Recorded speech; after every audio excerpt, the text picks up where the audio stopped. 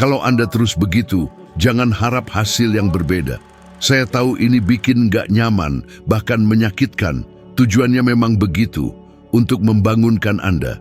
Coba ini, ambil kertas dan pena, tulis perasaan apa yang paling sering Anda rasakan.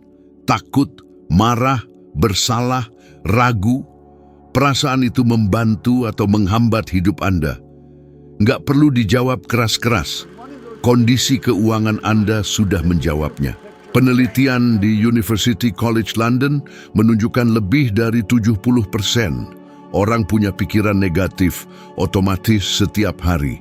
Itu energi frekuensi rendah, getaran kekurangan. Nggak peduli Anda bangun pagi, kerja keras, lembur sampai pagi. Kalau frekuensinya salah, semua usaha fisik Anda sia-sia. Setelah mengerti ini, saya sadar pikiran saya adalah pemancar kekayaan. Saya berhenti berpikir, saya miskin, saya berhutang, saya nggak mampu, dan mulai mengulang, saya kaya akan kesempatan. Saya bersyukur atas apa yang saya miliki, saya menarik orang dan ide yang tepat.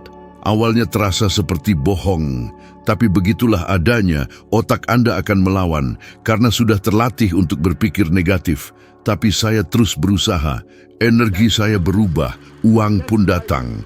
Satu tindakan praktis sebelum tidur, jangan lihat masalah di ponsel, tutup mata dan visualisasikan seperti menonton film hari yang sempurna. Di mana Anda tinggal? Bagaimana Anda bangun tidur? Siapa yang bersama Anda? Apa yang Anda lakukan dengan uang Anda? Lalu ucapkan syukur. Enggak peduli apakah itu belum terjadi, getaran syukur itu sangat kuat. Anda boleh mengabaikan ini dan terus mengeluh, atau coba latihan ini selama 7 malam. Getaran Anda akan menunjukkan bahwa realita mencerminkan perasaan Anda. Kalau Anda berubah dari dalam, dunia luar pun takkan bisa tetap sama. Kalau Anda adalah energi, pikiran Anda adalah getaran, dan getaran menarik getaran, apa yang Anda pilih untuk kirim ke alam semesta? Ketakutan yang sama atau keberanian untuk menciptakan realita baru? Pilihlah dengan hati-hati, alam semesta mendengarkan, tapi merespon sesuai frekuensi Anda. Sadar gak, kebanyakan aktivitas kita itu otomatis. Bangun tidur, gosok gigi, minum kopi, ngeluh, kerja, pulang, ngeluh, tidur, menunggu keajaiban. Ini nggak akan berubah selama Anda nggak mengubah program dalam diri Anda, paradigma Anda. Dulu saya nggak ngerti apa itu paradigma. Saya merasa sial. Saya bilang, saya nggak punya pendidikan, keberuntungan, kesempatan. Tubuh saya percaya dan bertindak seperti orang yang nggak punya pendidikan, keberuntungan, kesempatan. Kerja lembur, cari kerja sampingan, ganti-ganti pekerjaan, tapi rekening saya tetap merah. Sampai ada yang bilang, Bob, nggak peduli seberapa keras kamu kerja kalau kamu nggak mengubah paradigma kamu. Saya nggak ngerti. Saya sudah kelelahan, dia malah ngomong paradigma. Tapi saya dengarkan, paradigma adalah software mental yang mengendalikan perilaku kita. Kalau sudah terprogram untuk boros, takut investasi, menghindari kesempatan, apapun nggak akan berhasil. Berapa kali Anda bersumpah untuk menabung, lalu muncul promosi, HP baru, pesta, dan tabungan Anda langsung ludes. Anda bilang ingin kaya, tapi merasa bersalah melihat orang lain sukses besar. Anda ingin berbisnis, tapi habiskan waktu akhir pekan untuk bersenang-senang. Itu adalah paradigma Anda yang berteriak, tetaplah seperti sekarang, ini lebih aman. Saya ingat waktu jadi petugas pemadam kebakaran di Toronto, kerja malam, ganti shift, kerja apa saja. Gaji saya nggak cukup untuk bayar hutang. Saking putus asa, saya terima pekerjaan apa saja. Saya lihat iklan perusahaan jasa kebersihan. Saya daftar tanpa pengalaman. Tapi untuk pertama kalinya, saya terapkan apa yang saya pelajari tentang mengubah paradigma. Bukannya mikir ini sedikit, saya mikir bagaimana saya bisa mengembangkannya.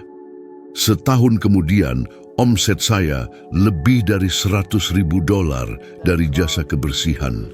tanpa kuliah MBA pengalaman yang berubah bukan dunia, tapi saya sendiri.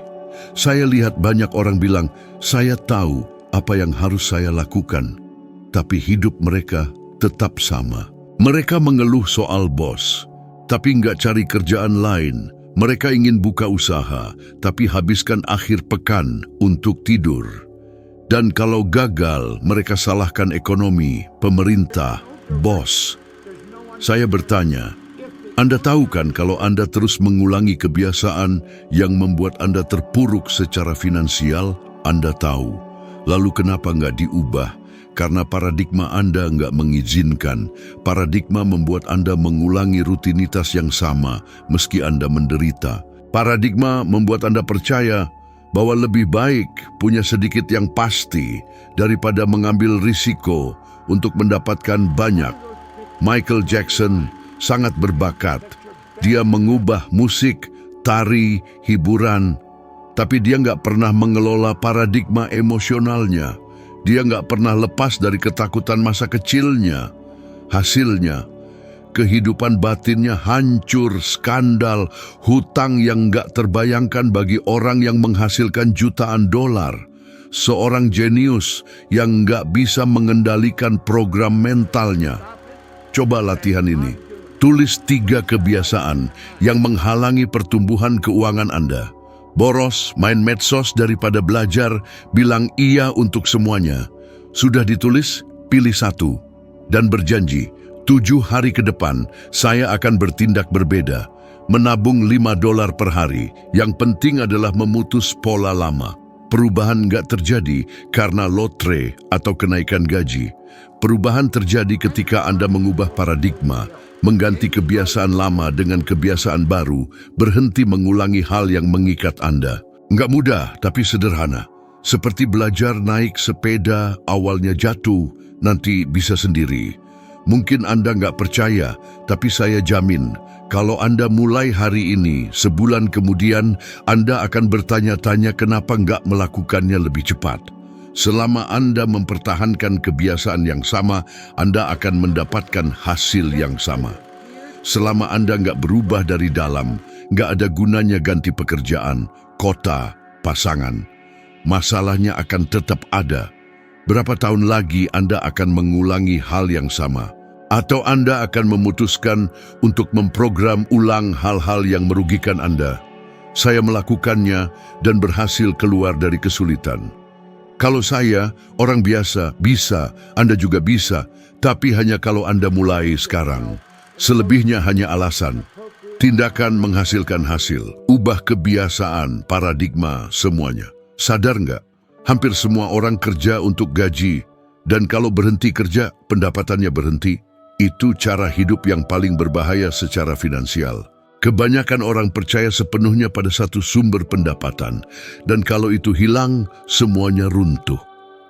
Saya belajar bahwa itu jebakan. Anda menyerahkan kebebasan Anda ke tangan orang lain. Bos, perusahaan, klien, dan pikiran Anda berada di dalam sangkar.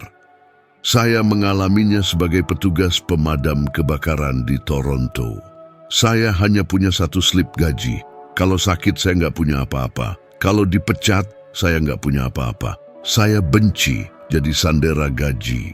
Suatu hari saya berpikir, kenapa beberapa orang bisa kaya raya meski tidur, sementara yang lain kerja 16 jam dan nggak bisa menabung apa-apa? Jawabannya mengubah segalanya. Banyak sumber pendapatan, nggak peduli kaya atau miskin, muda atau tua.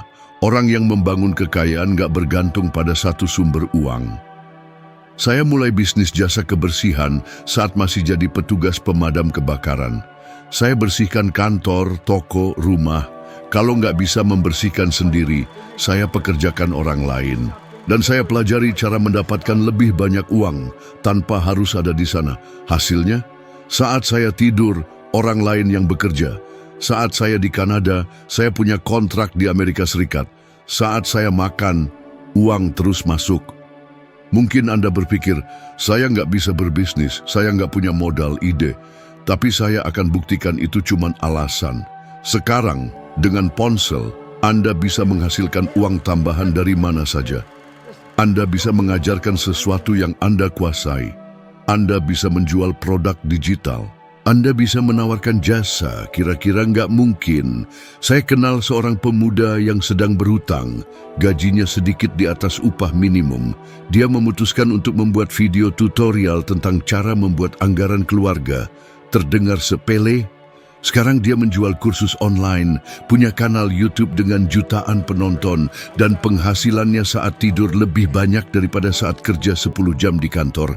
Masalahnya bukan kurangnya kesempatan, tapi getaran Anda yang mengatakan, ini bukan untuk saya. Saya nggak tahu caranya, saya takut gagal. Selama Anda bergetar dalam ketakutan, Anda nggak akan melihat pintu yang terbuka. Pikirkan Warren Buffett. Dia investor terbesar di dunia, tapi pelajaran terbesarnya bukan membeli saham murah, tapi menciptakan sumber pendapatan yang enggak bergantung pada waktu Anda bangun. Buffett bilang kalau enggak menemukan cara menghasilkan uang saat tidur, dia akan terus bekerja sampai mati. Itu benar. Perhatikan hidup Anda. Berapa sumber pendapatan yang Anda miliki? 1, 2, bagaimana kalau sumber pendapatan utama Anda hilang besok? Apa rencana cadangan Anda? Kebanyakan orang nggak punya. Mereka hidup dalam ketakutan akan dipecat, sakit, pensiun. Itu perbudakan yang menyamar sebagai stabilitas. Mungkin nggak nyaman, tapi lebih baik merasa nggak nyaman sekarang daripada menyesal nanti. Nggak akan ada yang menciptakan banyak sumber pendapatan untuk Anda. Jangan harap bos atau pemerintah yang melakukannya. Anda sendiri yang memutuskan untuk keluar dari lingkaran setan, menukar waktu dengan uang. Coba ini, tulis 3 hal yang Anda kuasai dan orang lain mau membayarnya. Bisa kecil, sederhana. Kalau nggak tahu, tanyakan. Apa yang saya lakukan dengan baik? Anda akan terkejut. Pilih 1 dan tawarkan ke 5 orang. Meskipun gratis untuk latihan, tapi lakukan. Tanyakan pada diri Anda setiap hari, bagaimana saya bisa menghasilkan uang saat tidur? Nggak peduli kalau kedengarannya mustahil. Pikiran Anda akan menemukan jawabannya. Getaran Anda akan berubah. Anda akan keluar dari ketakutan dan masuk ke dalam kreativitas dan tindakan. Alam semesta akan mendukung Anda. Selama Anda meyakini bahwa Anda hanya pantas mendapatkan uang dengan keringat, Anda akan terus menjual waktu, tenaga, kesehatan Anda. Tapi ketika Anda memutuskan bahwa pikiran Anda bisa bekerja saat Anda beristirahat, semuanya akan berubah. Saya mengalaminya. Saya sudah nggak muda lagi, tapi rekening saya terus bertambah saat saya tidur. Bukan karena saya istimewa, tapi karena saya membuka lebih dari 1 sumber pendapatan. Berapa banyak sumber pendapatan yang akan Anda buka sampai akhir tahun? Apakah Anda akan mengakhiri tahun ini dengan keadaan yang sama? Atau menggunakan waktu Anda untuk membangun sesuatu yang membayar Anda saat Anda berlibur, membaca buku, atau bermain dengan cucu Anda? Waktu terus berjalan. Lebih baik waktu itu dihabiskan untuk tidur nyenyak, tahu bahwa uang Anda nggak hanya bergantung pada saat Anda bangun. Buktikan itu. Lakukan sekarang. Perubahan terbesar dalam hidup saya bukan pekerjaan baru atau kesempatan baru. Itu adalah sebuah keputusan. Keputusan adalah titik di mana setiap transformasi dimulai. Nggak ada jalan tengah. Anda memutuskan atau tetap di tempat yang sama. Saya ingat, saya duduk di kamar saya melihat tangan saya yang masih sakit dan berpikir, saya terus menyesali atau saya menerima semuanya dan melakukan apapun yang diperlukan. Saat itu saya memutuskan untuk enggak lagi menjadi korban masa lalu saya, kekurangan pendidikan, uang, dukungan. Enggak ada yang percaya. Mereka bilang saya gila karena meninggalkan pekerjaan sebagai petugas pemadam kebakaran. Kamu akan kehilangan sedikit yang kamu punya, kata mereka. Tapi saya tahu saya harus kehilangan sedikit untuk mendapatkan banyak. Mungkin Anda berpikir memutuskan itu mudah. Bagaimana kalau saya nggak berhasil? Bagaimana kalau saya gagal?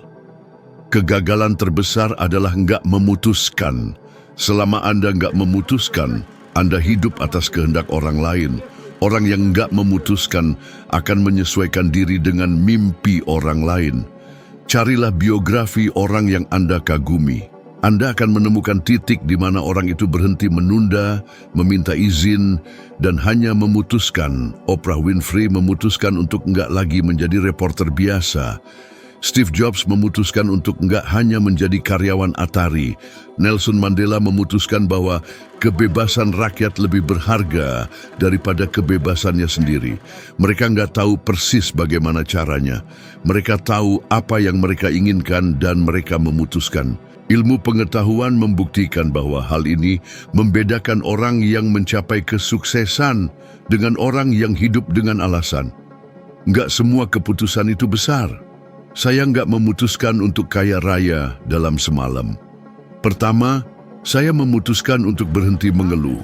Lalu saya memutuskan untuk belajar setidaknya 1 halaman per hari. Kemudian, saya memutuskan untuk nggak membuang waktu dengan orang yang hanya membicarakan krisis.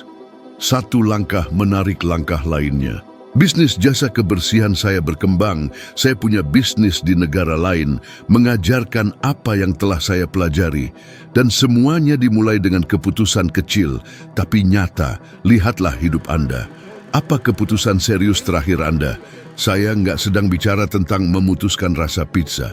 Saya bicara tentang keputusan yang sebenarnya. Apakah Anda masih ingat atau semuanya ditunda? Saya tantang Anda. Sebelum tidur, tulis 1 hal yang perlu Anda putuskan agar hidup Anda berjalan.